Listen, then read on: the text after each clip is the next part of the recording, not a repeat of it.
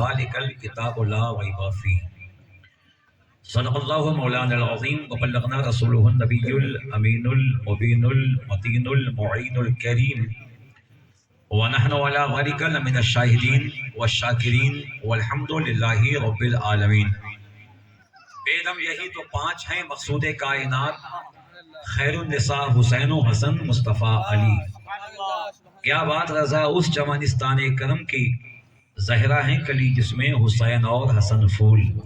درود پاک محبتوں کے ساتھ صلی اللہ تعالی علی محمد صلی اللہ علیہ وسلم۔ تھوڑا سا بلند آواز سے پڑھیے تاکہ پوری فضا معمور ہو جائے، محبت سے پڑھیے۔ اللہم صلی علی سیدنا مولانا محمد وعلی آلہ سیدنا مولانا السلام علیکم یا رسول اللہ، سلام دائما علیک یا رسول اللہ۔ پھر ایک مرتبہ بابا سے بلند اللہ رب محمد صلی علیہ وسلم، نحن عباد محمد صلی علیہ وسلم۔ اتنی اچھی ہوا چل رہی ہے، ہوائیں روز چلتی ہیں لیکن یہ ہوا گنبد خضرا سے ہو کے آ رہی ہے، غوث پاک کے مزار کو چھو کے آ رہی ہے، غریب نواز کے آستانے سے ہو کے آ رہی۔ چونکہ ہوا میں کیفیت ہے، دو وجہ ہے کہ اس کی نیت بہت اچھی ہے، اور دوسری وجہ یہ ہے کہ سارے علماء سرکار گرو پاک کے آستانے سے آ رہے ہیں۔ آج کھڑگپور کے شہنشاہ کا عرس ہے، ویسے بھی موسم تو آج اچھا ہونا ہی چاہیے تھا۔ الحمدللہ دل یہ گواہی دے رہا ہے، میں آپ کو خوش کرنے کے لیے نہیں بول رہا، رب میرا جانتا ہے، رسول کو پتا ہے، دل یہ گواہی دے رہا ہے کہ آج کی محفل، وہاں کی محفل، اس کے صدقے میں یہاں کی محفل اللہ رسول کی بارگاہ میں مقبول ہے۔ اللہ آپ کا آنا بیٹھنا قبول فرمائے، جو بھی آپ کی نیت ہو دل میں دعا مانگیں، اللہ اس محفل کی برکت سے آپ کی دعائیں قبول فرمائے۔ اللہم صلی علی سیدنا مولانا محمد مبارک وسلم والصلاة والسلام علیک یا رسول اللہ۔ صحرا میں جنگلوں میں بیابان میں پڑھو، میدان گر چکے ہیں تو میدان میں پڑھو، یہ بے خبر نجومی تمہیں کیا بتائیں گے، کل کیا ہونے والا ہے قرآن میں پڑھو۔ حاجی دوری کہتے ہیں یہی ایمان لکھتے ہیں، یہی ایمان پڑھتے ہیں، ہمیں اور کچھ نہ پڑھاؤ کہ ہم قرآن زور سے قرآن قرآن۔ یہی کے سارے موسم ہیں، یہی کے سارے منظر ہیں، وہ اندھے ہیں جو ان آنکھوں میں پاکستان پڑھتے ہیں، وہ اندھے ہیں جو ان آنکھوں میں پاکستان پڑھتے ہیں۔ ذالک الکتاب لا ریب فیہ، یہ وہ کتاب ہے اس میں کوئی شک نہیں، بس 15-20 منٹ کوئی شک نہیں۔ اللہ کے رسول صلی اللہ تعالی علیہ وسلم پہ جب قرآن نازل ہونی شروع ہوئی، اللہ کے رسول نے بتایا یہ رب کا کلام ہے، رب کی بات ہے، رب کا فرمان ہے۔ ابو جہل کو ٹینشن، ابو لہب کو ٹینشن، عتبہ شیبہ کو ٹینشن، سارے آتنکوادی مکے کے ایک جگہ جمع ہو گئے کہ محمد کہہ دو صلی اللہ علیہ وسلم، صلی اللہ دو سے صلی اللہ علیہ وسلم، کہا کہ محمد پہلے کہتے تھے کہ میں اللہ کا رسول ہوں، اللہ کا نبی ہوں، میسنجر ہوں گاڈ کا، اب وہ کہتے ہیں یہ کلام رب کا ہے، کتاب رب کی ہے، آیت رب کی ہے، فرمان رب کا ہے۔ اب محمد کن باتوں کو نہیں مانتے، کہہ دو ماذ اللہ۔ ابو جہل نے، ابو لہب نے، عتبہ نے، شیبہ نے، ولید ابن مغیرہ نے، بڑے بڑے آتنکوادیوں نے بیٹھ کے آپس میں یہ طے کیا کہ قرآن کو چیلنج کیا جائے۔ آج اگر سویڈن میں، فرانس میں اور دنیا کے کسی کوشے میں قرآن کو ماذ اللہ پھاڑا جاتا ہے، یا قرآن کو جلایا جاتا ہے، یا قرآن کو دریا میں بہایا جاتا ہے، اور کفار یہ سمجھتے ہیں کہ یہ کر کے وہ قرآن کی عظمت کو کم کر دیں گے یا قرآن کو دنیا سے مٹا دیں گے، تو چشتی وہ چوم کے کہتا ہے خدا کی قسم اگر پوری کائنات بھی ایک ہو کے قرآن کے خلاف کھڑی ہو جائے تو سینہ ٹھوک کے کہنے دو جب تک زمین و آسمان رہیں گے رب کا قرآن ہے۔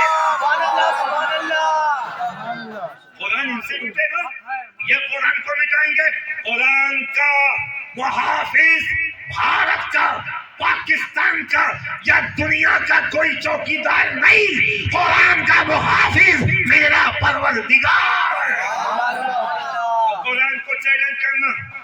قرآن پہ اٹیک کرنا آج کے کافروں کا نیا طریقہ نہیں. ابو جہل نے، ابو لہب نے قرآن کے خلاف آواز اٹھائی تاکہ محمد صلی اللہ علیہ وسلم تم جو کہتے ہو نا کہ یہ قرآن رب کا کلام ہے، یہ جھوٹ ہے. یہ جھوٹ ہے، نقل کفر ناباشق، یہ جھوٹ ہے. کہ تم پہاڑوں میں بیٹھ کے، غار میں بیٹھ کے، تنہائی میں بیٹھ کے، دماغ لگا کے تم بڑے مائنڈڈ ہو، بڑے جینیس ہو، بڑے سینئر ہو. کافی کو بھی پتا ہے کہ مصطفیٰ اعلیٰ ہیں، مصطفیٰ کی شان سب سے الگ ہے.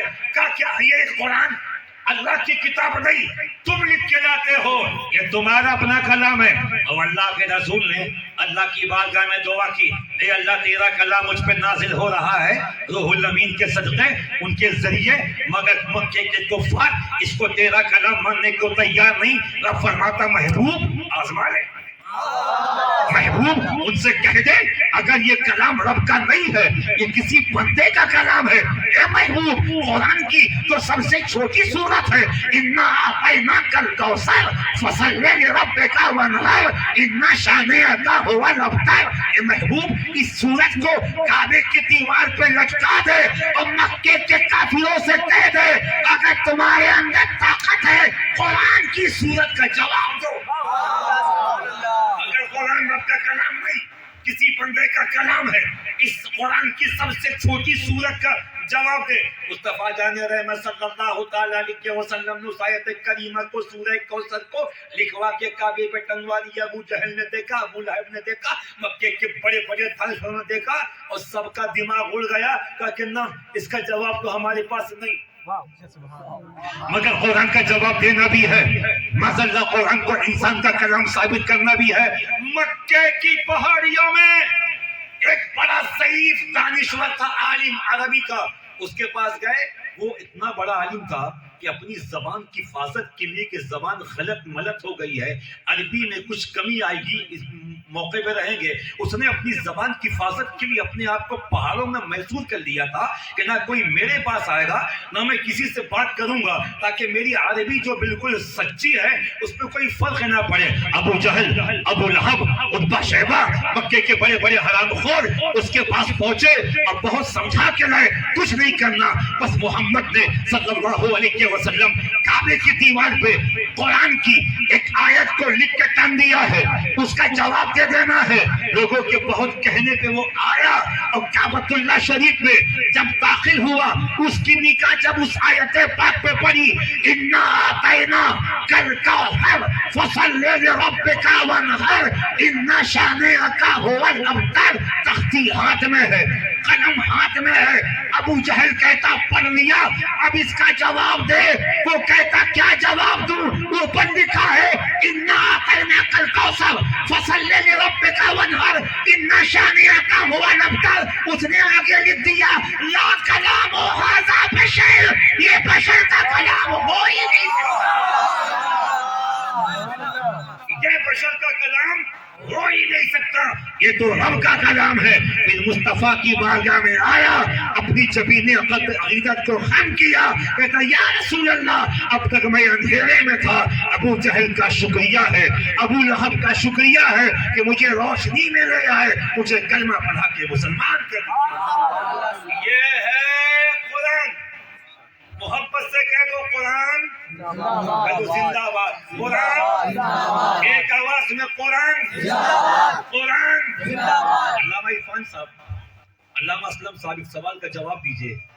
دنیا کی کوئی ایسی کتاب ہے کہ بس چھو لو اور فائدہ پہنچ جائے، یا چوم لو فائدہ پہنچ جائے؟ دنیا کی کوئی بھی کتاب کسی بھی بڑی یونیورسٹی کی ہو، کالج کی ہو، کتنا بڑا رائٹر ہو، جب تک پڑھے گی نہیں تب تک اس کا فائدہ نہیں ملے گا. قرآن کسی بھی کتاب کا فائدہ اٹھانے کے لیے پڑھنا ضروری، کھولنا ضروری، پڑھنا ضروری، سمجھنا ضروری. مگر قرآن میں تیری شان کے قربان، قرآن میں تیری عظمت کے قربان، قرآن میں تیری شان کے قربان. تو ایسی کتاب ہے، ایسی لاجواب کتاب ہے کہ جو سمجھتا ہے اس کو بھی فائدہ پہنچتا ہے، جو نہیں سمجھتا اس کو بھی فائدہ. قرآن ایسی کتاب ہے، سمجھو تب بھی فائدہ، نہ سمجھو تب بھی فائدہ، پڑھو تب بھی فائدہ، سنو تب بھی فائدہ، ہاتھ میں اٹھاؤ تب بھی فائدہ، چومو تب بھی فائدہ، ماتھے میں رکھو تب بھی فائدہ، بلکہ یہ وہ کتاب ہے جس کے بارے میں سوچو تب بھی فائدہ۔ جیسے نبیوں میں رسول کا کوئی جواب نہیں، زور سے بولو جواب نہیں، ایسی ساری کتابوں کا سلطان قرآن، ساری کتابوں کا تاج قرآن۔ زبور کی عظمت اپنی جگہ، انجیل کی عظمت اپنی جگہ، اور کتابیں جو آسمان سے آئیں ان کی عظمتیں اپنی جگہ، مگر قرآن تو پھر قرآن ہے۔ عبد الحفیظ کے سینے میں جو قرآن آیا یہ قرآن کا معجزہ ہے۔ فرماتا ہے ایک کتاب ہم نے اگر پہاڑوں پہ نازل کی ہوتی تو اس کی ہیبت سے وہ پہاڑ پاش پاش ہو جاتا، ٹکڑے ٹکڑے ہو جاتا، بکھر جاتا، مگر اللہ کے رسول کا یہ معجزہ ہے کہ 8 سال کا بچہ، 10 سال کا بچہ، 12 سال کا بچہ قرآن کا حافظ، محبت کے ساتھ دونوں ہاتھوں کو اٹھا کے بولو یا حسین، یا حسین۔ اس بچے نے تقریباً 2.5 سال میں یا 3 سال میں قرآن حفظ کیا۔ بیٹا کتنے سال میں؟ 3 سال میں۔ عموماً علامہ عرفان صاحب اور علامہ اسلم صاحب قبلہ یہ مدارس میں 3 سال کم سے کم لگتے ہیں۔ ایک بچہ بہت جینیس ہو تو 2.5 سال، بہت زیادہ اس کا اللہ کا فضل ہو 2 سال۔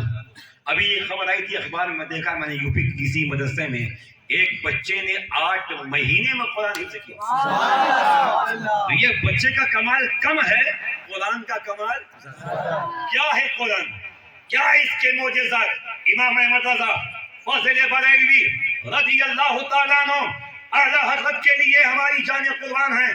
ہم اعلیٰ حضرت کو اس لیے نہیں مانتے کہ وہ پٹھان ہیں، اس لیے نہیں مانتے کہ افغانستان سے آئے ہیں، اس لیے نہیں مانتے کہ بڑے خوبصورت ہیں، اس لیے نہیں مانتے کہ بہت لمبے چوڑے ہیں، اس لیے نہیں مانتے کہ بہت بڑے علامہ تھے، اس لیے نہیں مانتے کہ بہت بڑے مفتی تھے، اس لیے نہیں مانتے کہ محقق محدث تھے۔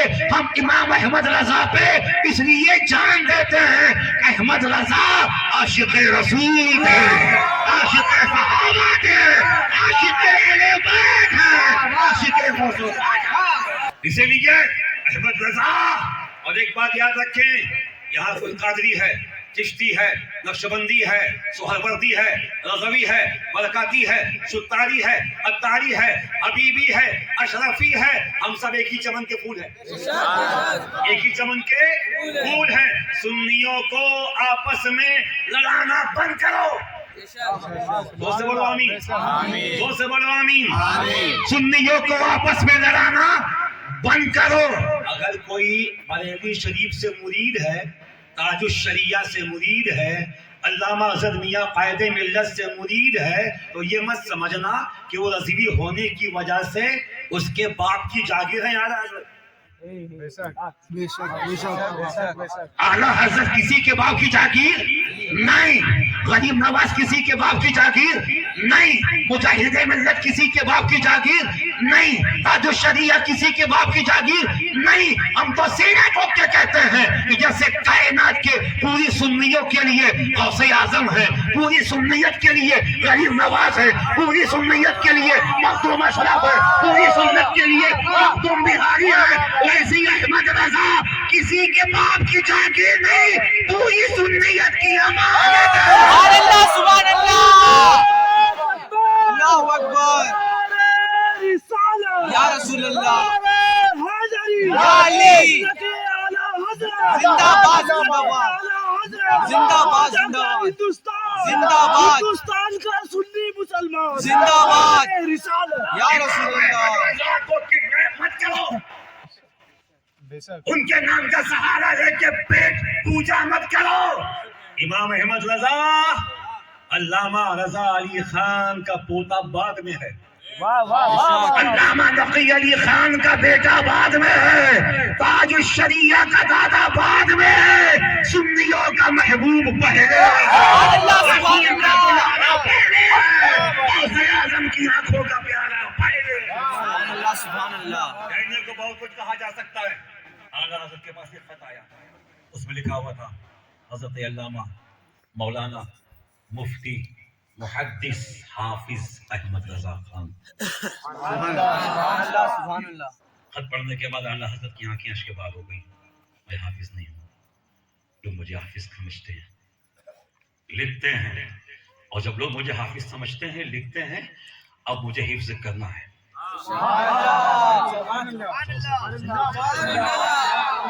زور سے ایسی تقریریں کبھی کبھی ہوتی ہیں، علامہ عرفان صاحب دیگر علماء کے قدموں کو چوم کے مجھے تو ایسا لگتا ہے، پتہ نہیں آپ کو کیسا محسوس ہو رہا، مجھے تو ایسا لگتا ہے کہ سرکار گرو پاک بھی یہیں موجود ہے. علماء وہاں پہنچے تھے، سرکار بھی ساتھ میں آ گئے. اعلیٰ حضرت نے ذہن بنا لیا کہ قرآن یاد کرنا ہے. رمضان کا مہینہ قریب آیا، آپ کی مسجد میں حافظ قرآن آئے امام احمد رضا فاضل بریلوی رضی اللہ تعالیٰ عنہ، ان کے پیچھے کھڑے ہوئے. 1.5 پارہ یا 1.25 پارہ جو بھی حافظ قرآن نے پڑھا، آپ نے سنا. سننے کے بعد حجرے میں آئے. جب نماز مکمل ہو گئی، خادم کو بھیجا، فرمایا حافظ صاحب کو بلاؤ. خادم پہنچا تاکہ حضور آپ کو سرکار بلا رہے ہیں. حافظ صاحب یا اللہ کوئی غلطی ہو گئی ہے، ڈرے سہمے آئے، اعلیٰ حضرت کی بارگاہ میں بیٹھے. فرماتے حافظ صاحب میرا ایک کام کر دیجئے، بڑا احسان ہوگا. کہتے حضور کون سا کام، حکم کیجئے. کہ جو آپ نے قرآن ابھی پڑھا ہے، آپ نے پڑھا ہے نا، میں آپ کو سناتا ہوں، ذرا سن کے بتائیے صحیح ہے کہ نہیں. حافظ صاحب نے کہا قرآن لائیں. کہ نہیں قرآن مت لائیے، سنیے، وہ زبانی سنیے. تو حافظ صاحب کو لگا کہ اعلیٰ حضرت نے اس کو یاد کیا ہوگا. 1.25 پارہ جو انہوں نے پڑھا تھا، جہاں تک پڑھا تھا اعلیٰ حضرت نے سنا دیا. کہتے ہیں سرکار سبحان اللہ آپ نے بہت اچھا پڑھا.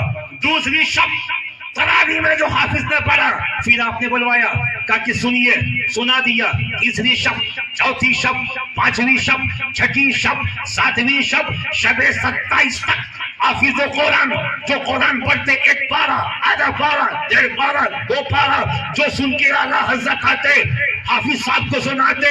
27ویں شب کو جب پورا قرآن مکمل ہو گیا، حافظ صاحب کہتے سرکار جب آپ کو پورا قرآن یاد تھا تو آپ 1 پارہ کر کے جتنا میں پڑھتا تھا اتنا ہی کیوں سناتے تھے؟ 5 پارہ کر کے، 6 پارہ کر کے سناتے، 1 ہفتے میں کام مکمل ہو جاتا. کہتے اعلیٰ حضرت حافظ صاحب میں نے قرآن یاد نہیں کیا، پہلے آپ تراویح میں پڑھتے جاتے تھے، احمد رضا یاد کرتے تھے.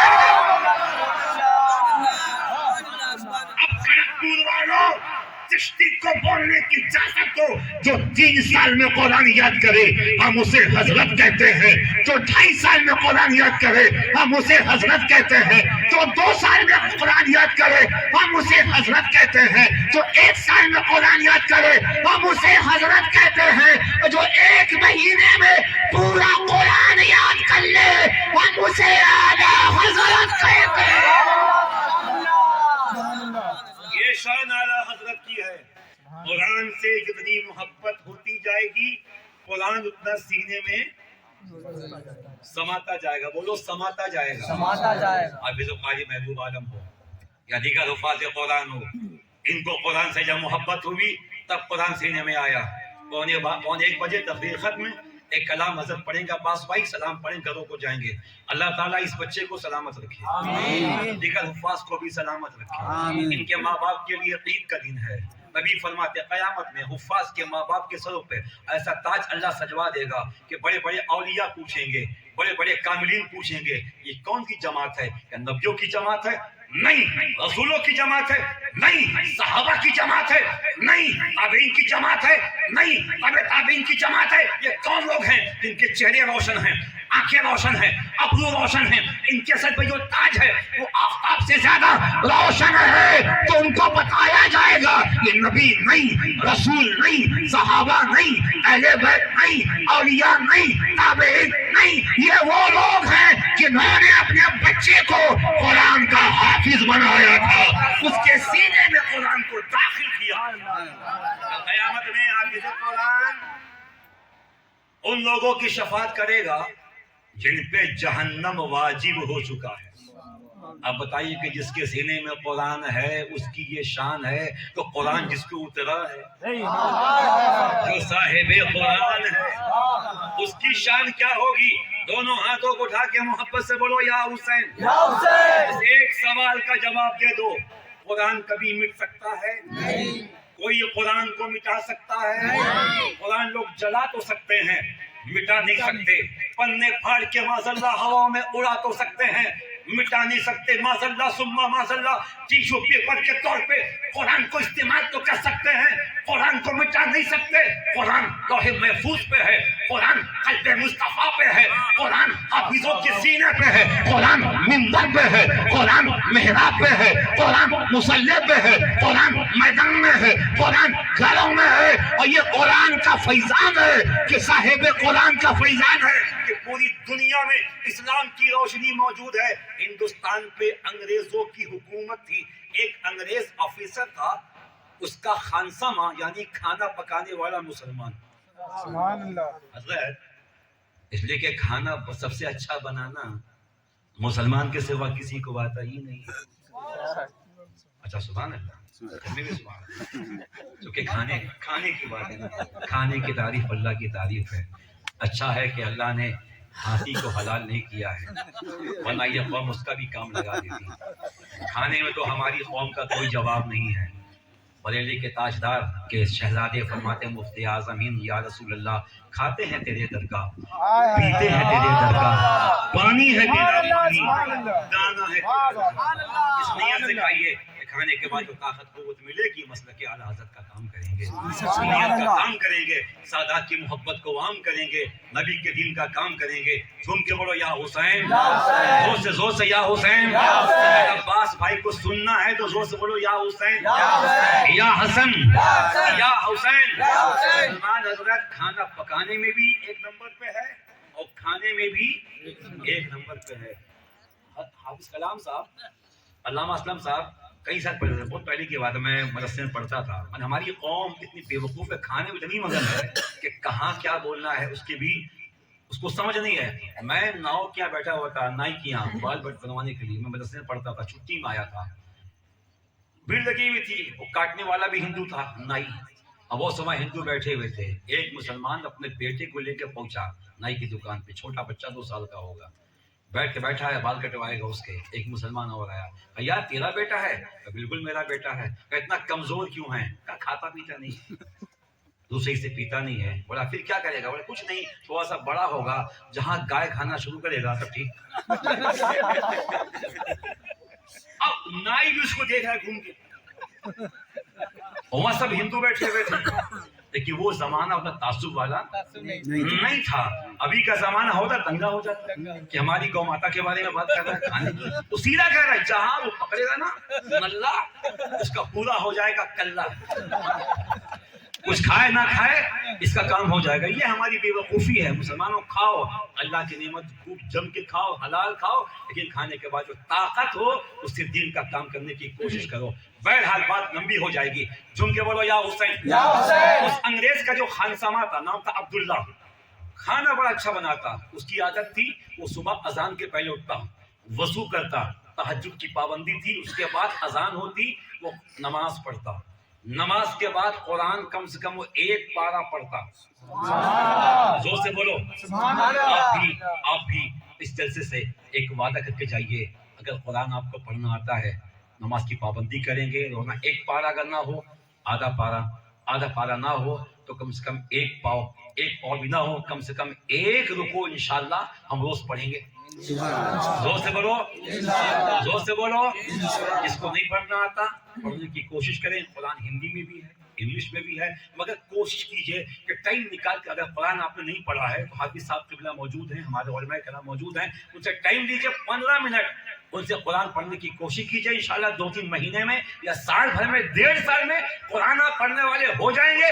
یاد رکھیے, جس گھر سے روزانہ صبح کی وقت میں قرآن کی آواز آتی ہے اس گھر میں سب کچھ آ سکتا ہے. مصیبت نہیں آ سکتی, بلا نہیں آ سکتی, کوئی حادثہ وہاں نہیں آ سکتا.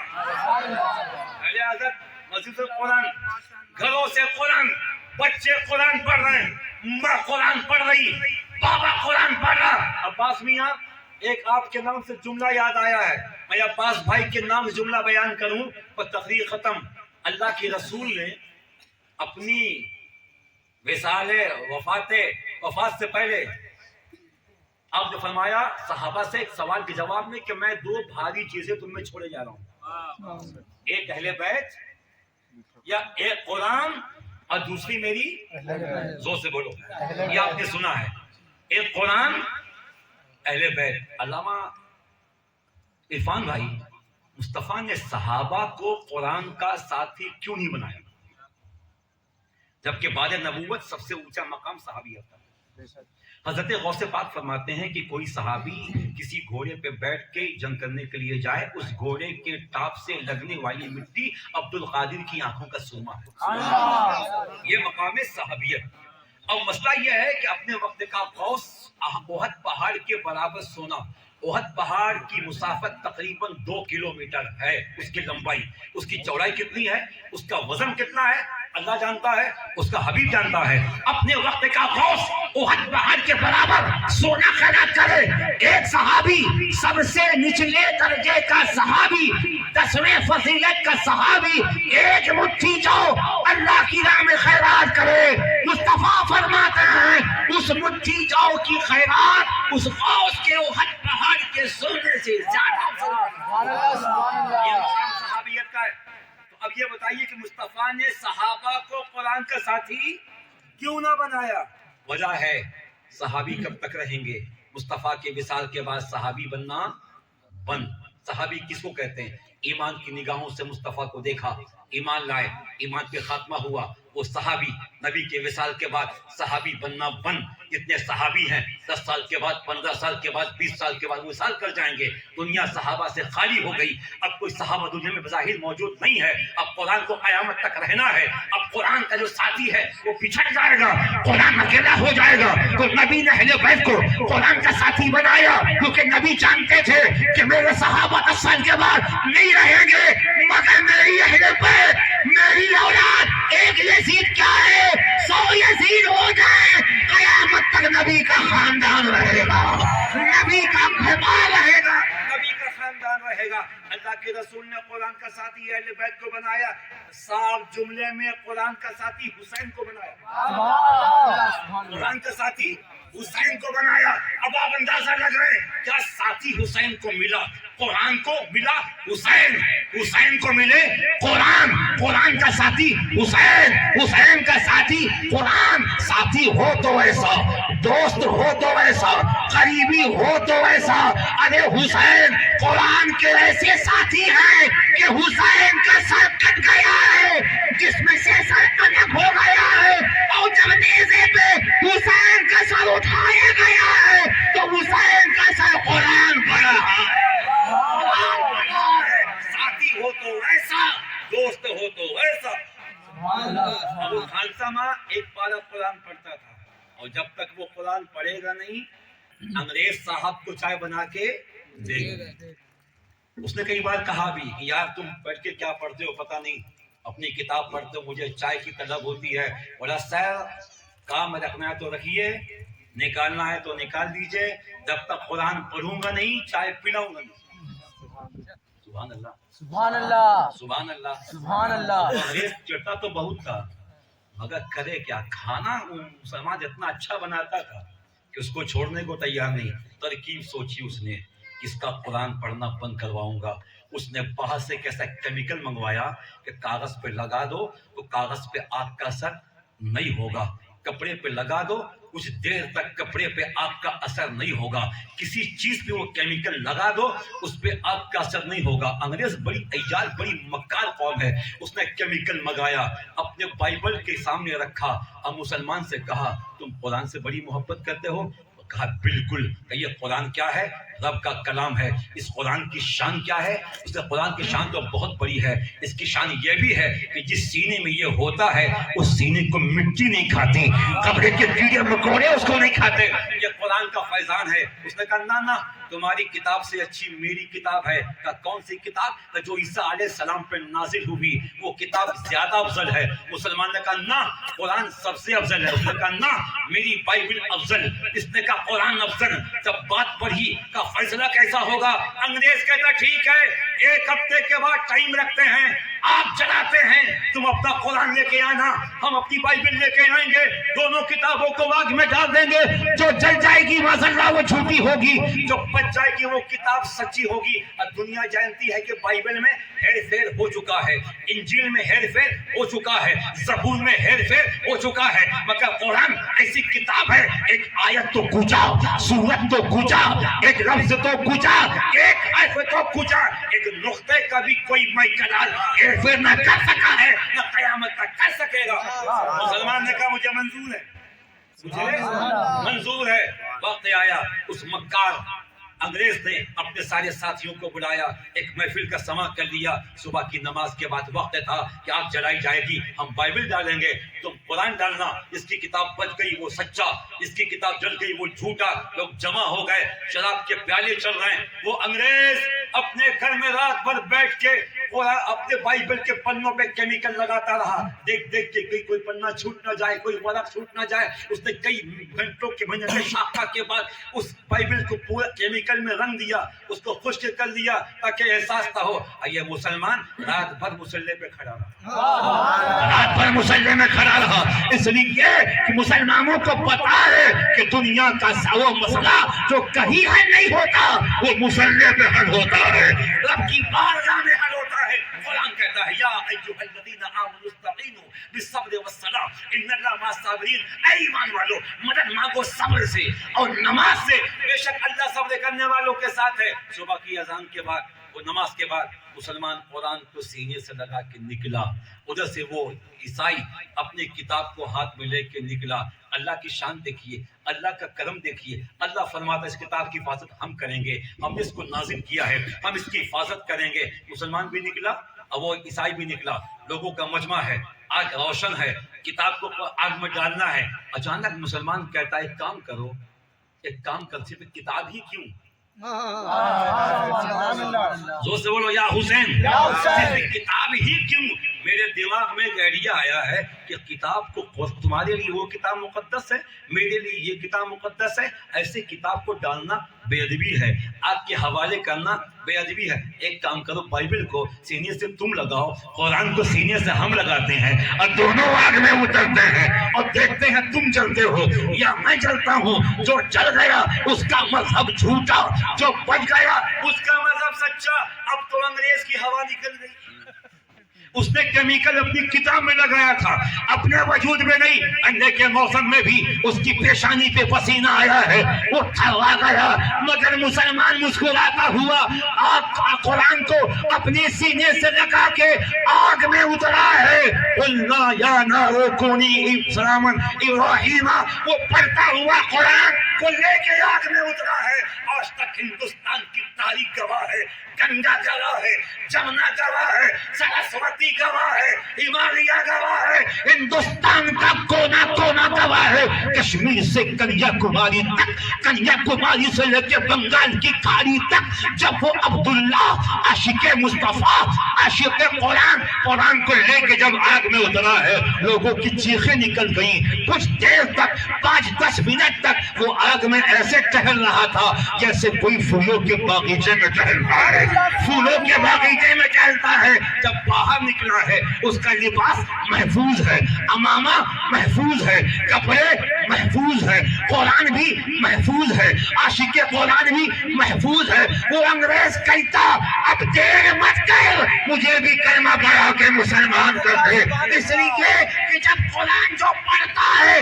उसकी शान ये है, तो कुरान जिस पे नाजिल हुआ है वो नबी कैसा होगा, वो रसूल कैसा होगा, वो मुस्तफा कैसा होगा। कुरान को मिटाने वालों का ख्वाब कभी भी शर्मिंदा ताबीर नहीं होगा। कुरान था, कुरान है, कुरान रहेगा। इस्लाम था, इस्लाम है, इस्लाम रहेगा।